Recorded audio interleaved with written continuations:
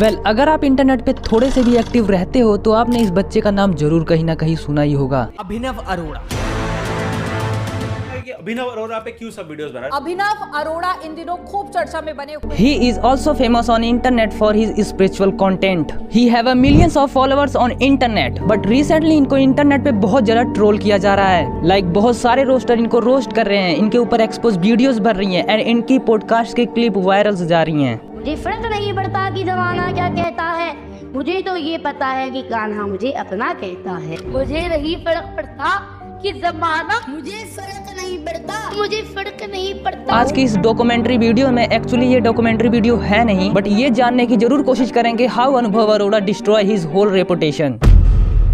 अभिनव की उम्र 10 साल है पर उसके बोलने का तरीका, कपड़े पहनने का तरीका, रहने का तरीका टोटली डिफरेंट है compare to normal 10 year child. Obviously तुम्हारा ये कॉमन क्वेश्चन होगा कि वो धार्मिक कंटेंट अपलोड करता है तो धार्मिक चीजें उसे ज्यादा पसंद होगी, तो इसीलिए वो धार्मिक तरीके से रहता है। काइंड ऑफ योर इन्फॉर्मेशन मैं तुम्हें बता दूं, ये सब चेंजेस उसके साथ विद इन 2 इयर्स में हुए हैं। I show you some clip for example. पहले अभिनव का रूम ऐसा था, अब ऐसा है। पहले अभिनव नॉर्मल बच्चों की तरह खिलौनों के साथ खेलता था, लेकिन अब वो हिंदूज के रिलीजन सेंटिमेंट के साथ खेलता है। पहले वो नॉर्मल बच्चों की तरह कपड़े पहनता था, but now his outfit fully changed. अभी वो तुम्हें हर जगह ट्रेडिशनल धोती कुर्ते में दिख जाएगा, बट आपको ये जान के हैरानी होगी कि ये सारे चेंजेस उसने खुद नहीं किए अपने ऊपर, बल्कि उससे करवाए गए बाय हिज पेरेंट्स। देखो, ये है अभिनव के डैड तरुण राज अरोड़ा, जो कि इस पूरे गेम के मास्टरमाइंड है। अभिनव के डैड को पहले से ही अपना बिजनेस बिल्ड करना था। इन्होंने 2020 के आसपास एक अपना आइसक्रीम का बिजनेस भी स्टार्ट किया था, बट ये बिजनेस उनका फ्लॉप हो गया। उसके बाद अनुभव के डैड ने एक यूनिक बिजनेस आइडिया सोचा, धर्म और भक्ति का स्टार्टअप।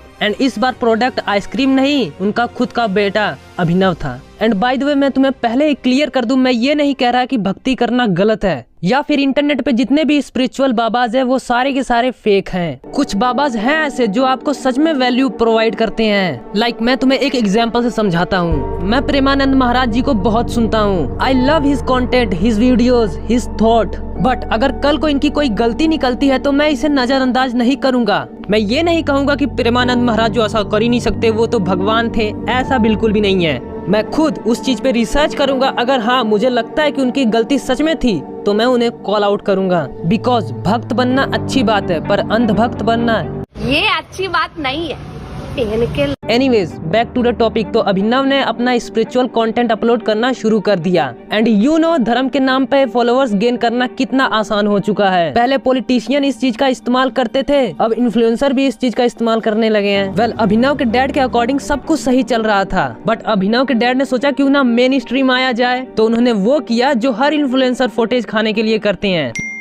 आध्यात्मिक आपका पैर है और भौतिक हाथ दोनों ही जरूरी हुए ना। ये हाथ भौतिक है और ये पैर जो है ये आध्यात्मिक है। आध्यात्मिक ज्ञान आपका पैर है, ये हाथ जो है ये भौतिक है। पैर हाथ पैर है। ये सब क्लिप्स तुम्हें देख के पता चल ही गया होगा कि इसके पास 2-3 पैटर्न है सवालों के जवाब देने के लिए। वो किसी भी क्वेश्चन का आंसर सीधा सीधा नहीं देगा, वो तुम्हें एक स्टोरी के वे में समझाएगा जो कि उसके पापा ने उसे रटाई होती है। इवन अभिनव तो ये भी कहता है कि श्री कृष्ण भगवान उसके साथ पढ़ते हैं एंड वो भगवान और भक्त के बीच की कड़ी है। That sound like stupid, but वो ये भी कहता है कि उसके थ्रू लोग भगवान से मिलते हैं। का कोई भ्रम नहीं है कि लोग मेरे साथ फोटो खिंचवा रही हैं।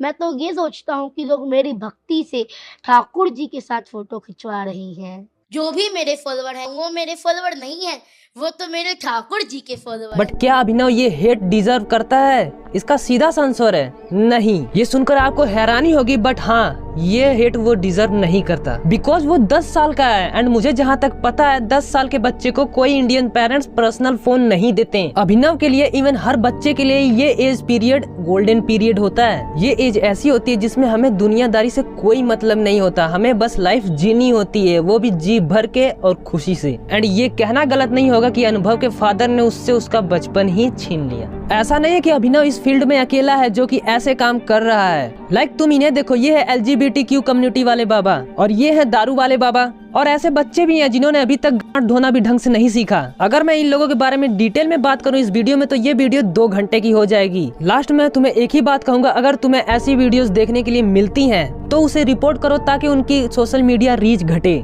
और हम क्या ही कर सकते हैं, एट द एंड गलती हमारी भी है, क्योंकि ऑडियंस ही ऐसा कंटेंट अगर नहीं देखती तो वो बनाते ही क्यों। अगर ऑडियंस देखती नहीं तो उनके वीडियोस पे व्यूज नहीं आते, और व्यूज नहीं आते तो वो ऐसा कंटेंट बनाते ही नहीं ना। एंड ऑल्सो मैं कोई ज्ञानी तो हूँ नहीं, मैंने इस वीडियो में आपके सामने कुछ फैक्ट, कुछ अपने ओपिनियंस रखे हैं। एंड वीडियो अच्छा लगा तो लाइक करो, चैनल बने तो सब्सक्राइब करो। तब तक के लिए बाय।